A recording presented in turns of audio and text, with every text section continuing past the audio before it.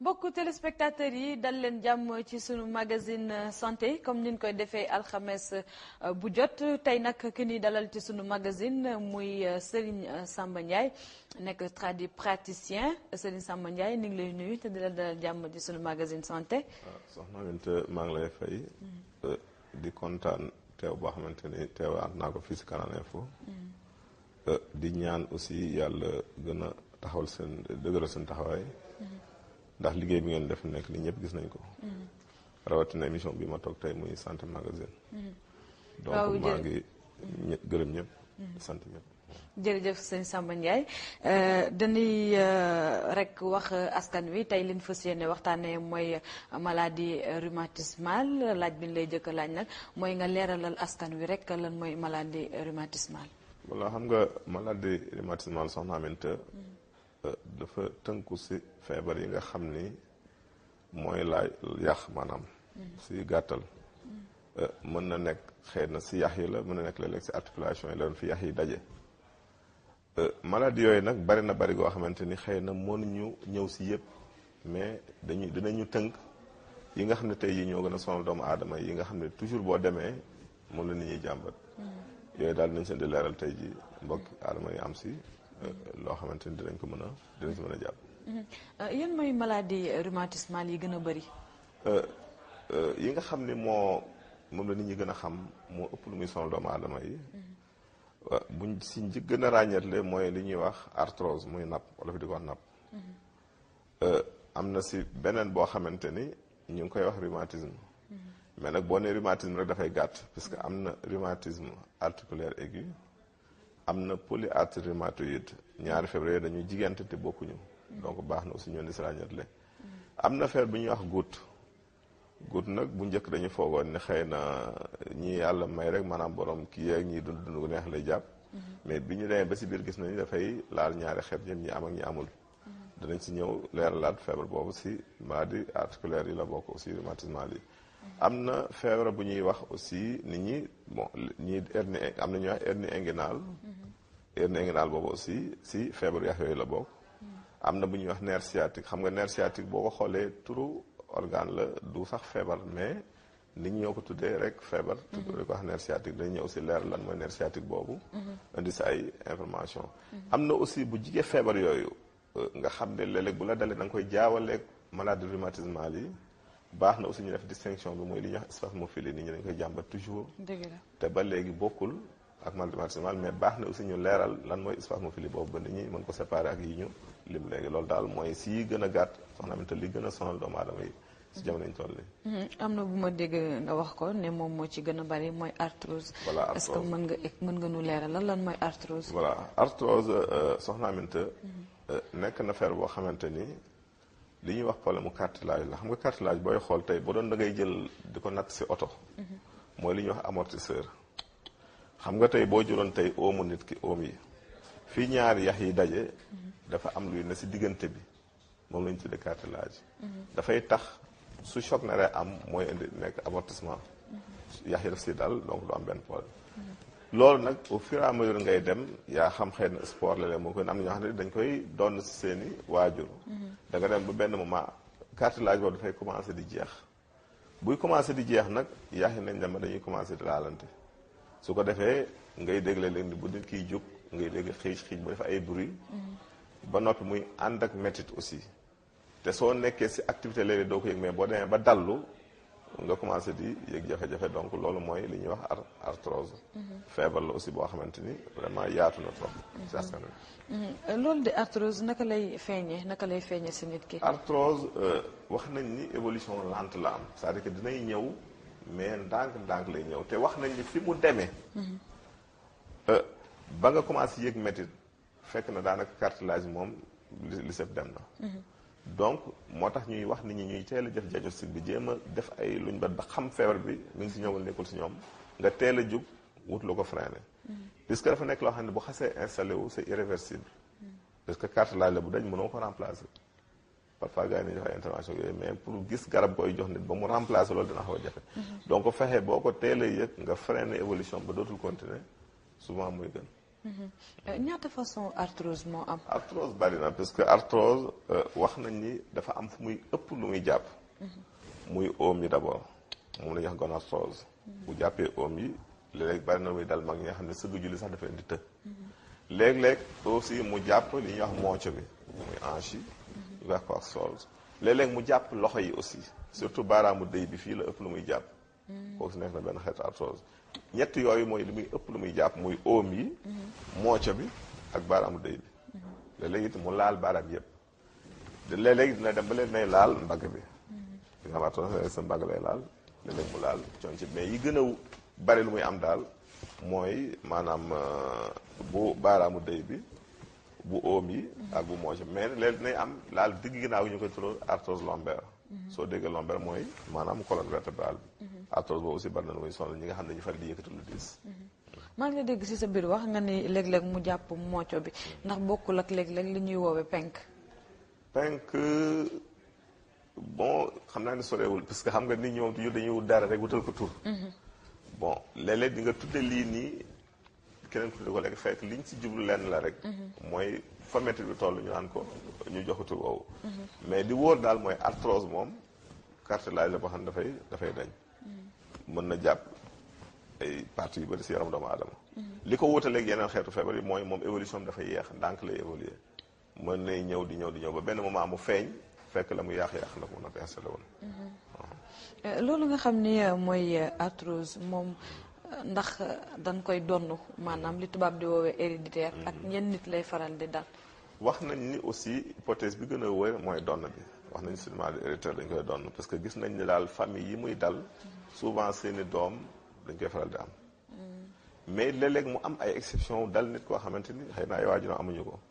foofu nag dañuy recherche yeneen cause parce que léeg-léeg gis nañ sportif yi nga xam ne yëpp sport bu tar dëgg yëpp na lu mu leen di daal. ndaxte frottement yi articulation yi ak mouvement yi bu yàggee dafay ronger cartilage bi. kooku à long terme mën na di feebar boobu mu installé feebar ñuy wax cartilage parce que c'est un problème mécanique. donc frottement moo koy indi bu yàggee donc cartilage dafay donc mën na sonal aussi les anciens sportifs. lan mooy différence su rhumatisme articulaire aigu ak polyarthrite rhumatoïde. voilà xam nga boo déggee polyarthrite rhumatoïde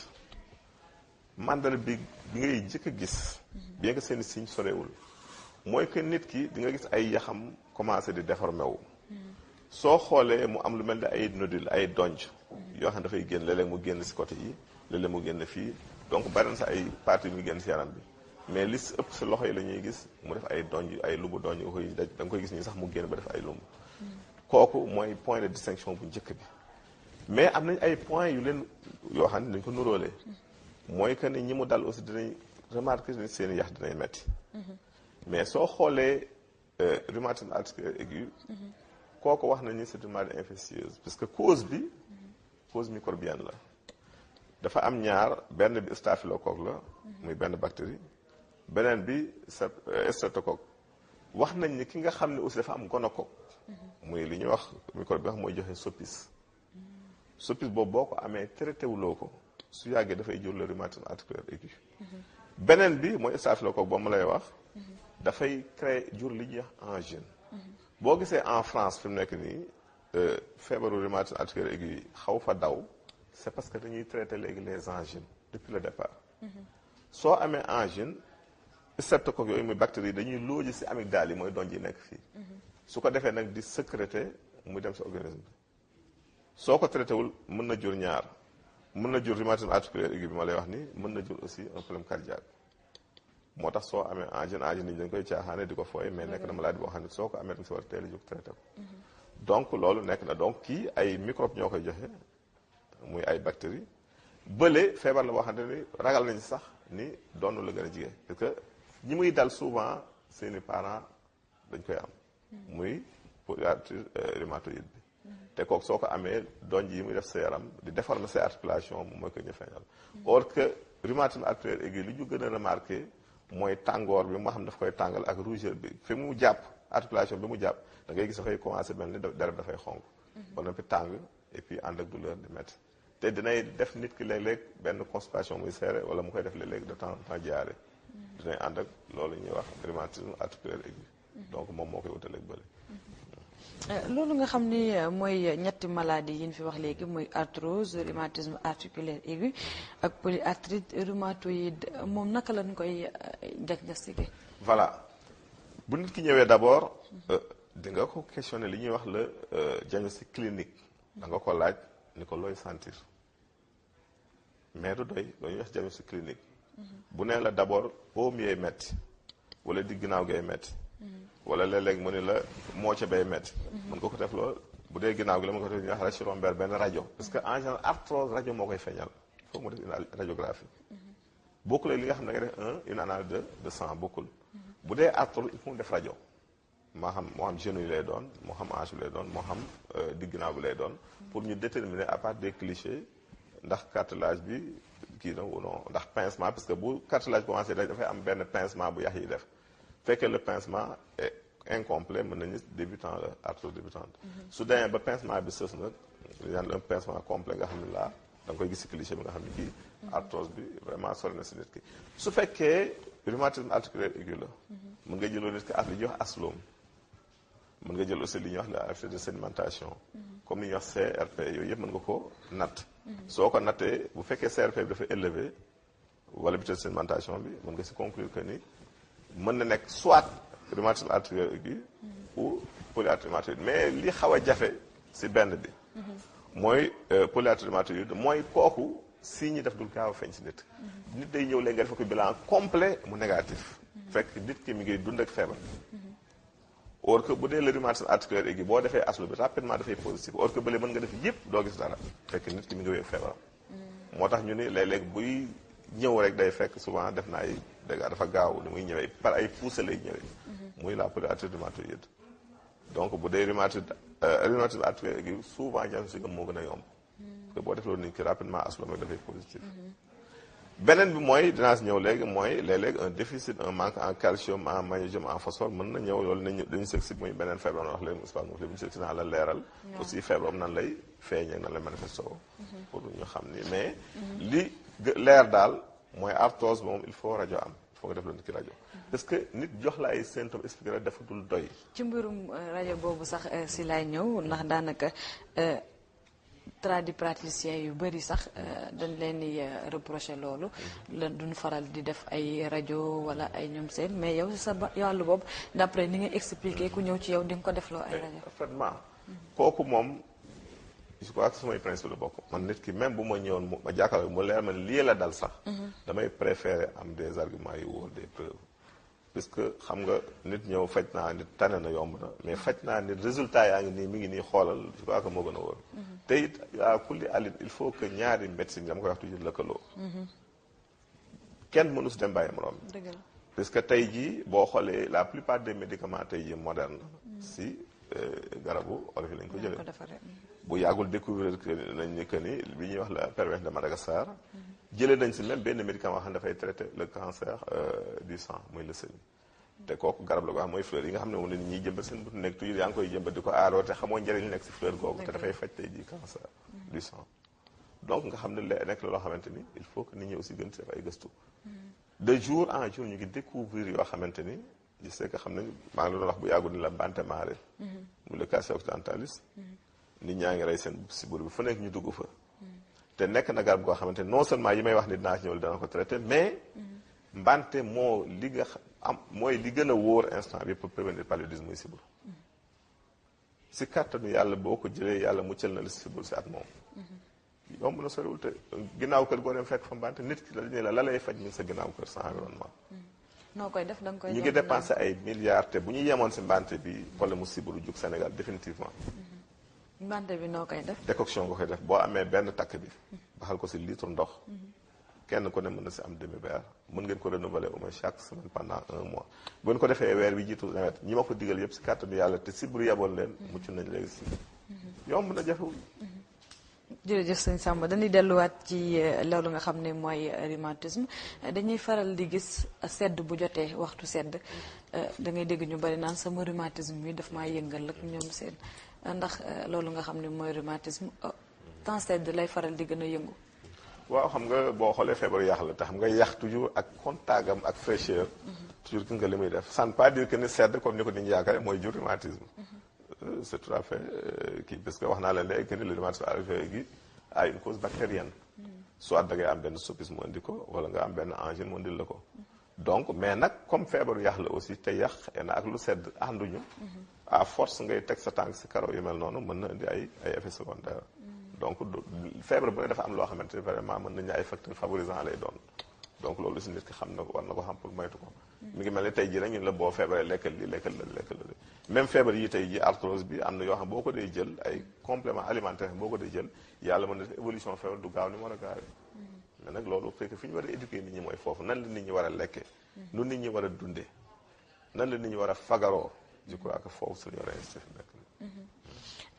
sëñ Samba dañuy jàll ci beneen fànn lan mooy hernie discale. hernie discale xam nga boo xoolee li ñuy wax colonne vertébrale dafa nekk loo xamante ni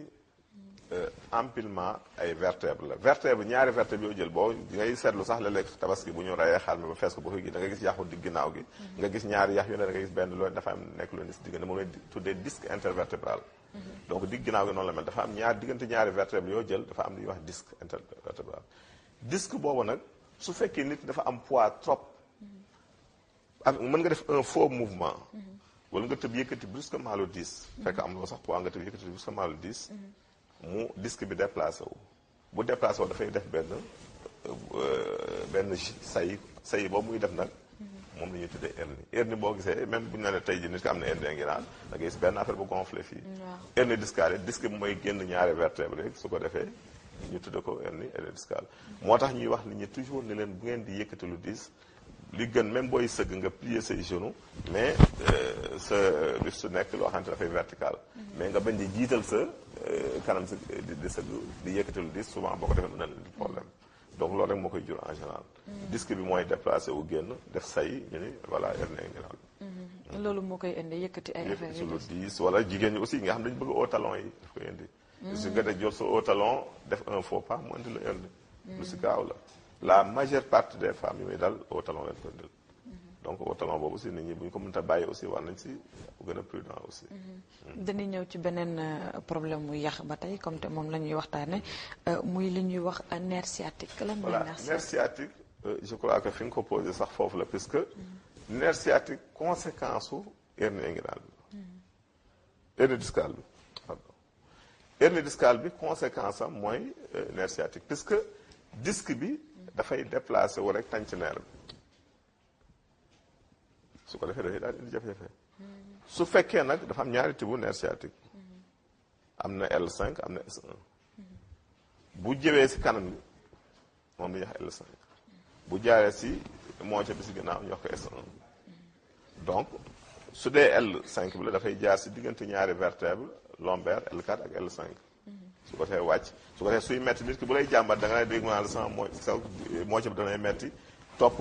kaw tànk bi jaar si kaw kii bi dem ba si baaraam bi bu fekkee beneen xeetu nerf sciatique la muy S1 bi c'est le contraire la partie postérieure yu cuisse bi lay jël si ginnaaw lay jaar si plat du pied bi wàcc donc ñaari xeetu nerf sciatique yooyu am mais li koy indi rek mooy hernie discale bi disque mooy déplacé wu tànc nerf su ko defee bloqué ko te damay wax toujours que ni mën naa ne li tey garab olof ëpp succès bokk na si traitement nerf sciatique boobu je crois que des centaines de personnes rëcc nañ si opération tey intervention chirurgicale lu leen ko dimbali mooy médicament muy garab olof yi mos naa fi wax que ni bëggatuma gis ñuy opérer nit fi jamono ñu toll nii si nerf sciatique wala bala ñu koy def daal nañ ma ko dil ma jéem néew mën naa réussir mais na ma jéem ba tële ñu soog dem opérer parce que nekk na loo xamante ne vraiment garab yi koy traité bari na trop fi mu nekk nii loolu nga xam ne mooy wax nga traitement bi sax loolu nga xam ne mooy nerf sciatique buñ ko fajulee lu yàgg yan complication la mën a indi si parce que baaxul na parce que yow di nga dem ba nit ki dox daf lay jafe déjà parce que xam nga mouvement pour mu am xam nga sidit bi moom lu capital la si mouvement bi mais dañ dafay tañ si naj bi mu koy naj nag gisoo ñi ko am souvent da ngay gis bu ñu doxeetu day mel dañu leen di téye seen tànk dañu leen di téye dootuñu mën a avancer di nga dem ba même dox foo doxee 5 mètres da nga taxaw noppalu tuuti continuer donc nekk na loo xamante ni moom te loolu bu yàggee doon la ànd ak liggéey jug déplacé wax dem sa place liggéey kay dafay nekk problème donc nekk na loo xamante ni vraiment bu la dalee daal test jug traité ko et puis traitement bi jafewul vraiment mu mel ne dafa am beneen feebar itam yu jëm ba tey ci problème mu yax yi bu ñu tuddee goutte. voilà goutte soxna Aminta je crois que kontaan naa trop bi nga ko posé puisque goutte bokk na si feebaru li ñuy wax les maladies arthrites yi muy inflammation des articulations goutte aussi nit ñi dañ koy jaawale léegi ak arthrose parce que souvent fi arthrose jàpp lay jàpp dinay jàpp oom yi niwil ko te arthrose noonu lay def mais point de distinction bi su dalee nit ki baaraamu déy bi ngay xool mooy baaraamu mag bu tànk bi moom ngay xool baaraamu déy bi souvent boo amee goutte dafay metti dafay ànd ak mettitu oom bi ba noppi oom bi dafay niwi di tàng mais goutte boobu ba léegi bokkul ak arthrose bu njëkk goutte dañu yaakaaroon ni ñi nga xam ni dañuy dund dungu neex di lekk yàpp yeeg yu niin yeeg yu mel ne le gras là ñoom lay dal mais gis nañ ne léegi même ñu dundul sax daf leen dal bu ma nee ni ñu dundul nag mooy ñu xëy na seen dund demul noonu donc du ñu lekk yenn lekk yu kii yeeg yooyu daf leen di dal donc ñu gis ni recherche yi ñu mujj def dañu dafa confirmer que ni la goutte est héréditaire ndono la dañ koy doon te loolu daal mooy thèse bi gën a wér si wàllu goutte boobu nag koy causé mooy excès acide urique la c'est-à-dire que acide urique mooy bari si deret doomu aadama bi créé la ñuy wax goutte cause yi nag bari na wax naa ne la cause héréditaire mais am na it yenn facteur favorisant am na ay xeetu médicaments yoo xam boo koy jël dafay tax organisme du génne acide urique ni mu ko war a génnee bu yàggee acide urique dafay dajaloo si yaramu doomu aadama te li tax muy metti souvent mu gën a metti même arthrose mooy nerf comment dire acide urique boobu bu yàggee ba bari si deret bi dafay def ay concrétion lu mel ne ay donj xorom mooy digg na supposé fu ñaari yax daje donj xorom dugg fa ngay def ay mouvement xoolal loolu benn metti la war a créé loolu mooy jafe-jafe goutte donc excès ak acide urique la dans le sang dans l'organisme mais kooku it comme na ma la waxee rek vraiment li koy traité bari na jafewul waaw mu mel ne li nga xam ni mooy problème mu yax yi feebaru yax yi le plus souvent dañuy gis ni wala bokk dañuy dégg ni mag ji lay ëpp ñi faral di dal wala bokk waaw bari na si parce que xam nga boo xoolee feebar wax nañu ne usure la te bu ñuy wax luy jeex ça va avec la durée donc ki mënul dal xale donc ki dem ba am at yu bëri lay ëpp lu muy dal wala ki ma la waxoon léegi muy ko am un sportif boo xamante ne vraiment dafay def sport bu tar da nga gis ñuy def sport yu métti yi dëgg ñu koy teel a jàmbat ndax ñooñu dañoo forcer seen organisme kenn du ko forcer moo tax sport baax na mais extrême bi aussi baaxul moo tax ñu ni en général goutte li muy ëpp li muy daal mooy borom 40 ans yi jëm kaw arthrose aussi léeg-léeg mu feeñ si xale mais bariwul mais nag rhumatisme yi moom surtout rhumatisme articulaire aigu yooyu polyarthrite rhumatoïde yooyu moom day dal xale day dal mag parce que feebar loo xam ne c'est une infection boo dalee boo la infection bi duggee rek voilà ku leen nga am ko ensuite nga am angine te angine xam ngeen ne xale day dal xale dal mag voilà donc c'est ça jëdi ñëw ci beneen fànn muy spasmophilie da ñuy leeralal d'abord li nga xam ni mooy spasmophilie ak lu tax ñu koy jaawale ak rhumatisme aigu. voilà xam nga spasmophilie sax nit ñi je vous assure que Sénégal bi ko nit ñi xamee dëgg yàggul bokk na si feebar yi nga xam ni da nga daan gis malade mu dem hôpital lu nañu kii ko lu nañu defal ko mais du ñu sóor spasmophilie boobu de ñi naan ko arthrose lu ñu naan rhumatisme lu nañu koy jox du dañ fekk dañu décelewul symptômes yi kooku je crois que am na ñaari kii soit mën nga jëloo malade bi son taux de calcium de magnésium ou de phosphore parce que yooyu su manqué si yaram doomu aadama mooy indi spasmophilie boobu mais nag nga déglu ko am na solo parce que symptômes yi ay symptômes dafa particulier parce que du feebar mais état la nit ki dina ñëw bu nit ki ñëwee ne souvent sa bopp dafay métti léeg-léeg ma am lu mel dafay yéeg ko wàcc mel ni ko yaaw le reflux gastrique parfois mel da ngay am benn boule buy nekk sa baat léeg-léeg nga mel day am ay donj yu ne sa biir léeg-léeg ngay am aérophagie li am ngelaw biir bu bari ngelaw di jooy ñu naan la ay colopathie la ak yooyu léegi dina def nit ki anxiété dinay ànd ak stress ba noppi ñi ko am souvent nelaw daf leen di jafe bërëb dañuy perte seen libido dañ dem ba yëg-yëg même doon ñu ko am yooyu bu nit ki ñëwee jàmbat luy yëpp xalaatal feebar boobu muy xalaatal état boobu muy stasmophilie parce que man du ma ko tudde feebar parce que état la rek c'est une déficience la bon bien que feebar yëpp déficience la puisque wax naa ne toujours que ni feebar moom déficience la si yow dama naan wax toujours si émission yi que ni garab du faj ci naan ma lu tax mu leen non parce que yàlla ba muy sàkk nit ki def na si moom lépp li ko war a faj mais xëy na di nga toll état boo xam ne sa yaram da nga sonn boo xam ne xëy na la waroon na aar wala protéger dootuñu am possibilité pour aar la bu boobaa nag da ngay indi ay complément joxaat yaram bi doole pour mu xeex mais yaram bi mooy faj boppam du garab yi faj yaram bi mais garab yi dafay dimbali yaram bi pour mu mën a xeex ak doomu jàngoro yooyu donc nit moo tax affaire faj dafa doy waar il faut dafa am yu bëri yoo xam ne da nga ko war a maîtriser soog a faj du lu yomb soxna Bint. waaw sëñ Samba laaj bu mujj bu ma lay laaj rek balaa waxtu dina ndap mooy yan xeetu garab lañ mën a fajee xeetu feebaru yax yi fi tudd léegi. boo gisee xam nga kii nit léeg-léeg mu ñëw gis nga boo xoolee sachet bi maa ngi si bind rhumatisme arthrose spasmophilie nerf xam nga kii boo gisee di nga xaw a jaaxle di nga ne mais nan la benn garab mën a faje ñeenti xeetu feebar yi bokk c'est parce que xam nga li tax recherche am solo kii dama ko def pour 2 raisons benn bi boo gisee soit d'habitude sax daaw ma defal yii mais comme nit ñi léegi lu ne dañ koy def da ngay ñaari sëñ Samba Ndiaye wala ñetti sëñ Samba Ndiaye mais nga wut loo xamante dana la mandargaal ñu xam ni kii kat ku te kii mënoo ko am loolu sur consultation c'est-à-dire que tant que toogu mag yi waxtaan ak yow mënuma la ko jox donc mënuloo ko amee feneen du tey la ma daan dimbalee nit ñi dama koy dimbalee nit ñi parce que man dama gëm ne xam-xam nit waru ko denc daf ko war a joxe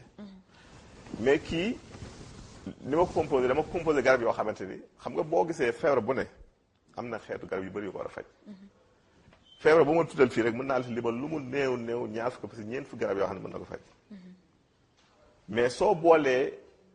garab yi nga xam ne mën nañ fajandoo garab feebar yu bëri nga boole leen kii dafay yombal parce que léeg-léeg nit ki ñëw di jàmbat arthrose fekk amaa leen rhumatisme wala léeg mu jàmbat pulmonaire fekk spasme déficit en calcium ak yooyu rax na si donc pour bañ ko fay loolu bëri da nga koy defal benn médicament baa xamante dana traité ñeenti problème yëpp te du parce que je crois que toll nañ foo xamante ne aussi nit ki li ñuy wax efficience dafa am solo il faut que ñu xool nan la ñuy régler suñu problème et à moindre coût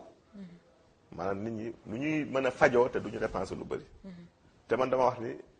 cosaan yàlla dafa def la yonante boo xoon la lay faj mi ngi wër sa kër toll nañ foo xamante ni lépp dafa leer nit ki dafa war a toog fa mu toog di faju dëgg la sëñ Sam waaw jërëjëf sëñ Samb dafa mel ne waxtu wi dab nañu duñuy def lu dul di la sant di la gërëm bi nga nangoo tey teew fii ngeen ñu waxtaane loolu nga xam ne mooy maladie rhumatismale jërëjëf sëñ Samb